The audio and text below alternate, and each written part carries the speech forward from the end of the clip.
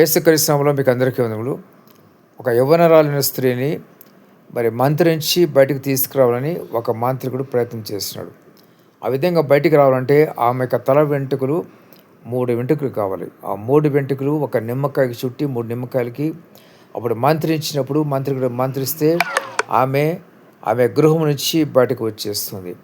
ఈ విధంగా మాంత్రికులు అనేక మంది మంత్రించి వాళ్ళని బయటకు రప్పిస్తూ ఉంటారు. ఈ విధంగా ఒక స్త్రీ పైన, ఒక క్రైస్తవురాలైన స్త్రీ పైన దేవుని బిడ్డ పైన మంత్రించినప్పుడు దేవుడు ప్రత్యక్షమై ఆయన ఆ మాంత్రికుడు ప్రత్యక్షమై దేవుడు ఒక మాట చెప్పిన, ఏమి నా బిడ్డ ఈమెను ఏమి చేయటం వీలని దేవుడు సెలవిచ్చినప్పుడు ఆయన శక్తి ఏంటో, ఆయన బలం ఏంటో ఆ మాంత్రికుడు గ్రహించి ఆ తర్వాత మార్పు చెంది గొప్ప సేవకుడిగా ఆయన సేవ చేస్తున్నాడు.